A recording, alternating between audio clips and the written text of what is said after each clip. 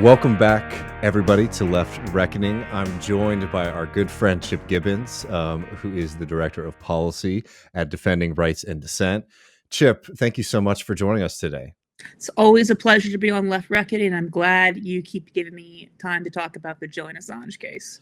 Oh, well, I mean, we're always happy to do it. And, I think the last time we had you on, we had sort of mentioned that we hope the next time we get you on, we can have some good news. And we actually do have some pretty significant and positive news today in the fight for Julian Assange's freedom, which is this new letter that was put out today by Rashida Tlaib that had signatures from people like Cori Bush, Greg Casar, Jamal Bowman, AOC, Presley, and Ilhan Omar, if I didn't mention her already.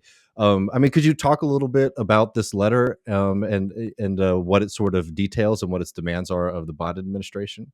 Yes, it's a really exciting development, and it's historic in multiple ways.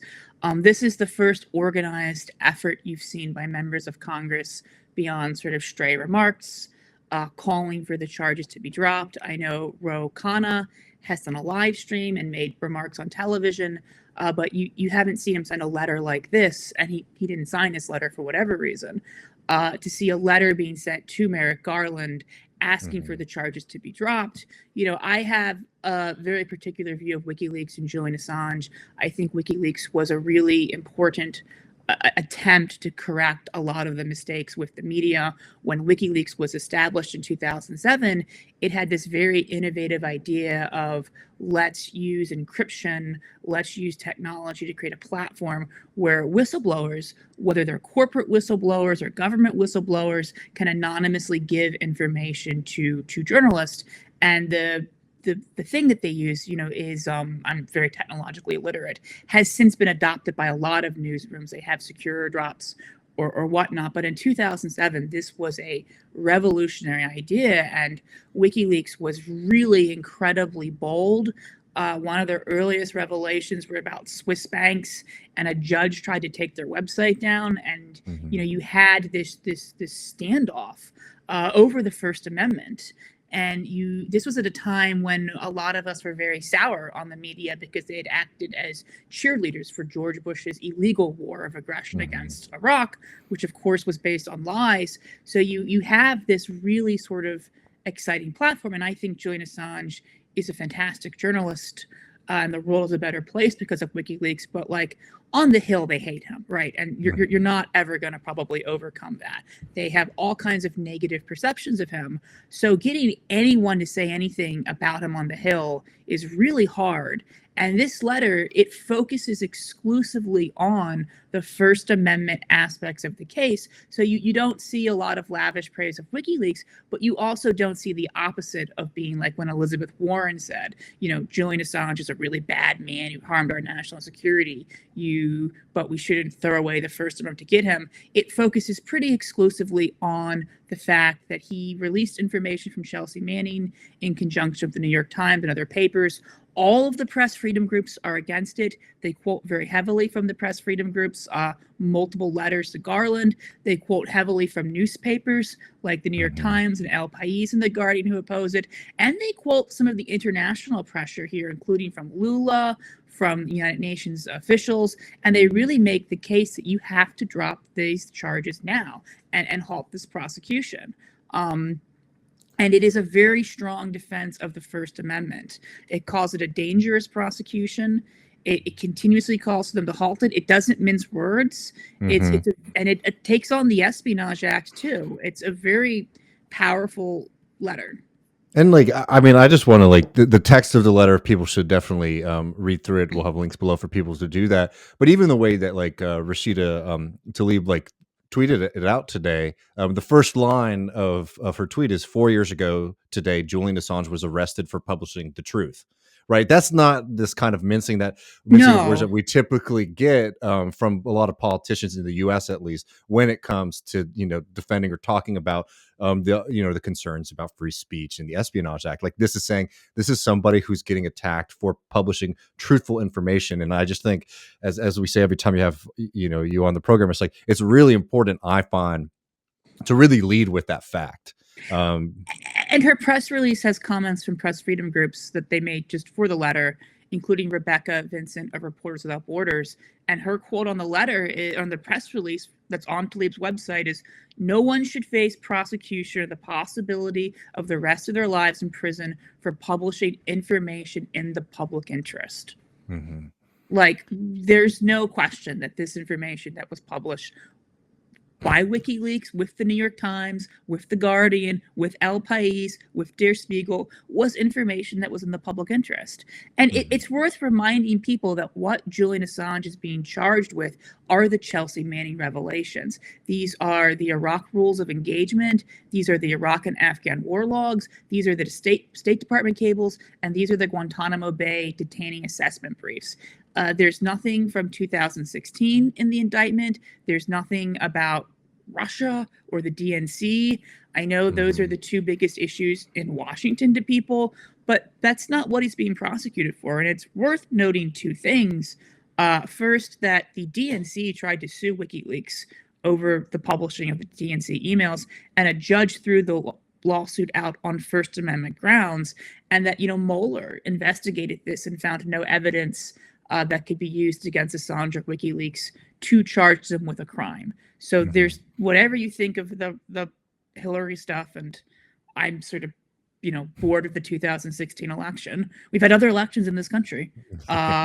It has zero relevance to this prosecution, which is solely about exposing war crimes, exposing Guantanamo Bay, exposing the murder of civilians in Iraq and Afghanistan, exposing corrupt State Department backroom deals, like how the State Department pressured Haiti into not raising their minimum wage at the request of U.S. clothing manufacturers.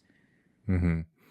And I think like, apart from just the language, I think one thing I also want to know, I think it's really exciting, for trying to build a more robust defense of journalism and free speech in this country, to see this kind of unity from Tlaib, AOC, Bush, quote unquote, the squad here, all sort of standing together, and seeing this as a united front. Could you remind, or just like help people understand why now is such an important time to be bringing this up too, apart from just the fact that the historical significance of the date? Yeah, today is the 4-year anniversary of Julian Assange being arrested in London. He has been in Belmarsh prison ever since then. Belmarsh prison was used during the War on Terror by the UK and was compared to Guantanamo. It's one of the harshest prisons in the United Kingdom. And it's worth pointing out that letters today were sent by parliamentarians in Australia, members of both the UK House of Lords, only time I've ever been excited for something called the House of Lords, and House of Commons, members of both chambers of the Mexican legislature, and by parliamentarians in Brazil. So this was part of a global effort, which is also really historic, because you don't see congressional letters like this, and all of the letters were organized independent of one another, but you generally don't see congressional letters, being sent on the same day like this, or congressional letters referencing what's happening in the world. Julian Assange's case is extremely important right now, because he has been in Belmarsh prison, one of the harshest prisons in the world, for 4 years. He has been subject to arbitrary detention, according to the United Nations. He has been subject to psychological torture, according to a UN expert. And his case is dragging on. The U.S. is trying to extradite him to this country. And if he's brought here, I don't have a lot of hope for a just resolution of the case. The best thing that can happen is to create the political pressure that prevents the U.S. from finishing the job on this extradition. Initially, the district judge, which is called a DJ in the UK, which I find endlessly amusing, the DJ rejected Julian Assange's press freedom grounds against his extradition, but did rule that prison conditions in this country were repressive and that it would be unduly oppressive to extradite him here. A higher court overturned that. So then a higher court above them, the UK legal system is even weirder than ours, refused to give them permission to appeal, or refused to hear the appeal. And now they are making an appeal based on the press freedom arguments the judge rejected. And if the UK courts don't, hear those claims, it will likely go to the European Court of Human Rights, or he could be extradited here. So we are looking at a really dark moment in this case. An Australian commissioner just visited him. Reporters Without Borders was supposed to visit Julian Assange in Belmarsh earlier this week, and when they got there, they were denied entry because and this is what the prison governor, they have prison governors, not wardens. It's also His Majesty's prison. It used to be Her Majesty's prison, but obviously the Queen is dead. Very sick stuff. His Majesty's prison. The governor of His Majesty's prison told them that they had intelligence that they were in fact not an NGO but were journalists, and denied them entry. And you saw things like this around Julian Assange's wedding, where one of his guests was denied entry, and they refused to release the photos from the wedding on national security grounds because Julian Assange is dying and he's very sick. And if you saw pictures of him when he showed up on the screen at one of the court hearings, he looks like he's in really bad shape and his health is deteriorating. And I don't know how much longer he can survive under these circumstances. I mean, it's very clear that this is more than an extradition. This is clearly a slow motion assassination against someone whose crime in the eyes of the U.S. government is telling the truth. Mm-hmm.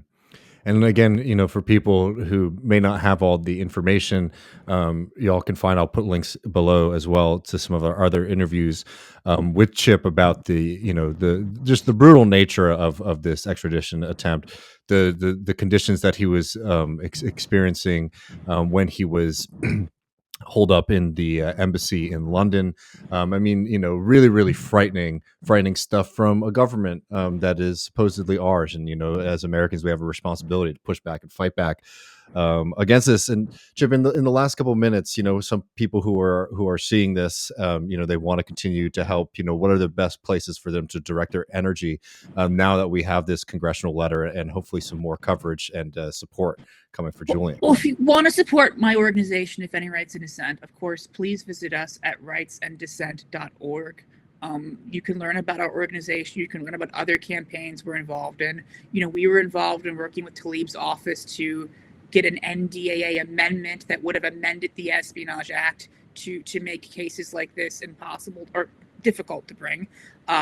We were working with Omar's office on behalf to try to get a pardon on behalf of Daniel Hale. Daniel Hale's case is particularly tragic. He's a drone whistleblower. Mm-hmm. He is kept in a communications management unit where his outside communication is deeply restricted.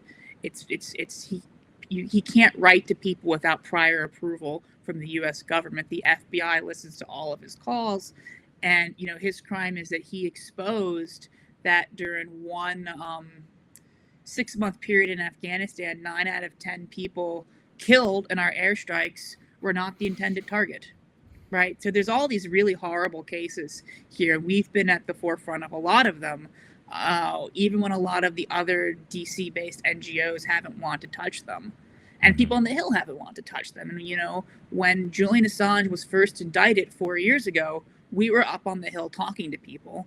And here we are now. I know it'd be nice if we had more than 7 members of Congress on this letter. I've been told that a lot of people would like to sign letters like this, but they're afraid to because Julian Assange has been so demonized, so made so toxic in DC. And, the only way we get past that is by supporting the people who have signed this letter and continuing to call for his freedom and continuing to put pressure on our legislators who didn't sign the letter and say, hey, will you make a statement too? Yes, exactly. Well, Chip, appreciate having you on as always. Again, folks, there'll be links below for y'all to get more info and to check out Chip's organization.